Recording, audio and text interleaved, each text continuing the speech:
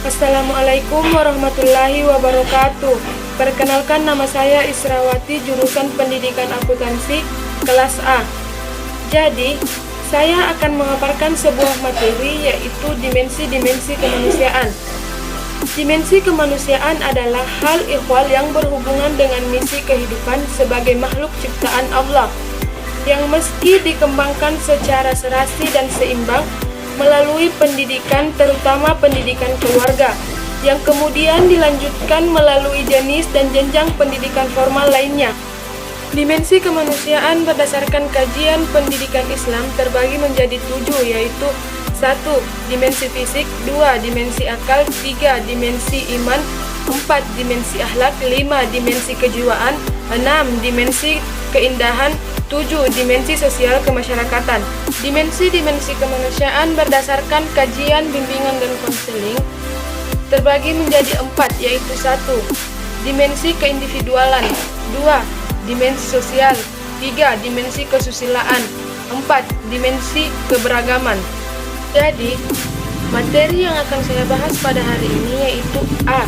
Pengertian dimensi-dimensi kemanusiaan, B. Bentuk-bentuk dimensi kemanusiaan, dan C. Pengembangan dimensi hakikat manusia. A. Pengertian dimensi-dimensi kemanusiaan. Dalam Kamus Besar Bahasa Indonesia, dimensi berarti ukuran, yaitu panjang, lebar, luas, dan sebagainya.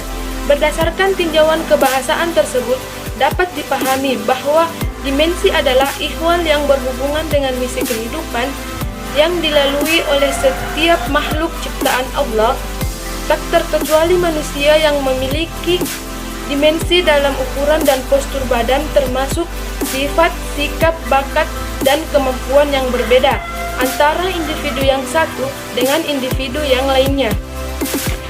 Zainal Abidin memberikan pengertian manusia melalui 3 istilah. Masing-masing istilah tersebut adalah sebagai berikut. 1. Al-insan, terbentuk dari kata nasiya, berarti lupa. Kata ini menggambarkan keistimewaan manusia sebagai khalifah mulia di bumi. 2. Al-bashar, bentuk jamak al-basharat, berarti kulit kepala, wajah, dan tokoh. 3. Al-nas, berarti manusia sebagai makhluk sosial dan ditujukan pada seluruh manusia secara umum tanpa melihat statusnya, apakah beriman atau kafir.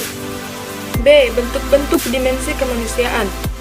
Sakia Daraja berpendapat bahwa ada 7 macam dimensi-dimensi manusia yang perlu dikembangkan, yaitu sebagai berikut. 1. Dimensi fisik atau jasmania. Dimensi fisik atau jasmania merupakan salah satu dimensi kemanusiaan yang telah dianugerahkan Allah melalui proses kejadian manusia sejak dalam kandungan ibu atau terbentuknya konsepsi, berproses hingga tiba saatnya masa kelahiran. 2. Dimensi akal. Dalam pandangan Islam, manusia merupakan makhluk yang paling sempurna kejadian dan penciptaannya bila dibandingkan dengan makhluk ciptaan Allah yang lainnya. Kesempurnaan kejadian dan penciptaan manusia sebagai makhluk yang paling indah dan tinggi derajatnya dikarenakan manusia diberikan dan dibekali oleh Allah akal dan pikiran. 3. Dimensi iman. Allah Subhanahu wa Ta'ala menyuruh hambanya yang beriman supaya ke dalam syariat Islam secara utuh dan menyeluruh atau khalifah.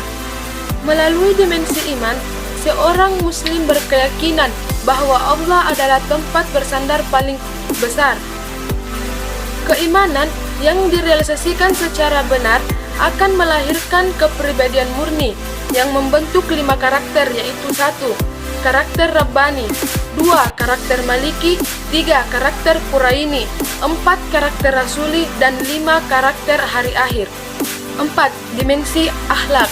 Akhlak merupakan perbuatan baik yang dilakukan oleh seseorang atau sekelompok orang dalam rangka mengharapkan ridha Allah Subhanahu wa Ta'ala. 5. Dimensi kejiwaan.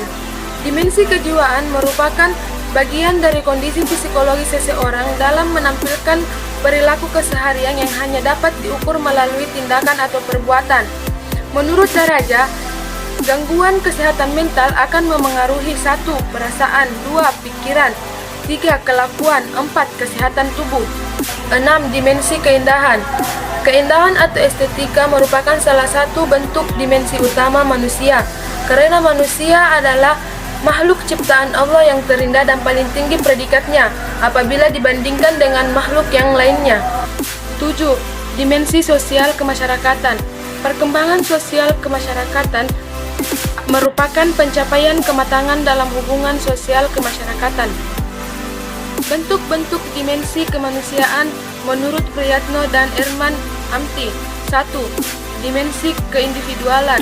Dalam bahasa Latin, individu berasal dari kata individuum, berarti yang tak terbagi, sedangkan menurut Leysen mengartikan individu sebagai orang atau seorang sesuatu yang merupakan suatu keutuhan yang tidak dapat terbagi-bagi. 2. Dimensi kesosialan. Adanya dimensi kesosialan pada diri manusia tampak lebih jelas pada dorongan untuk bergaul. Dengan adanya dorongan untuk bergaul, setiap orang ingin bertemu dengan sesamanya. 3. Dimensi kesusilaan. Kata susila berasal dari kata su dan sila, yang artinya kepantasan yang lebih tinggi. Akan tetapi dalam kehidupan bermasyarakat, orang tidak cukup hanya berbuat pantas. Jika di dalam yang pantas atau sopan, itu masih terkandung kejahatan terselubung. 4. Dimensi keberagaman.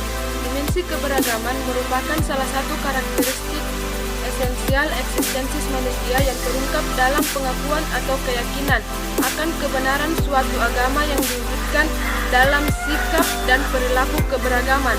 C. Perkembangan dimensi hakikat manusia. 1. Pengembangan yang utuh. Pengembangan dimensi hakikat manusia ditentukan oleh 2 faktor, yaitu kualitas dimensi hakikat manusia itu sendiri secara potensial dan kualitas pendidikan yang disediakan untuk memberikan pelayanan atas perkembangannya. 2. Pengembangan yang tidak utuh. Pengembangan yang tidak utuh terhadap dimensi hakikat manusia akan terjadi di dalam proses pengembangan jika ada unsur hakikat manusia yang terabaikan untuk ditangani. Jadi kesimpulan dari semua materi yang telah saya paparkan ialah, terlepas dari banyaknya pandangan tentang hakikat manusia, nyatanya sangatlah sulit untuk mendeskripsikan manusia dalam satu pengertian yang utuh. Namun sebagai umat beragama, kita sepakat bahwa manusia ialah sebaik-baik makhluk yang diciptakan oleh Maha Pencipta. Manusia sebaik-baik makhluk setidaknya memiliki dimensi-dimensi yang menjadi bagian dalam dirinya. Dimensi-dimensi tersebut ialah dimensi keindividualan, dimensi sosial, dimensi kesusilaan, dan dimensi keberagaman.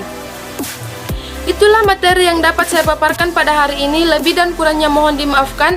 Saya akhiri dengan ucapan wabillahi taufiq wal hidayat. Wassalamualaikum warahmatullahi wabarakatuh.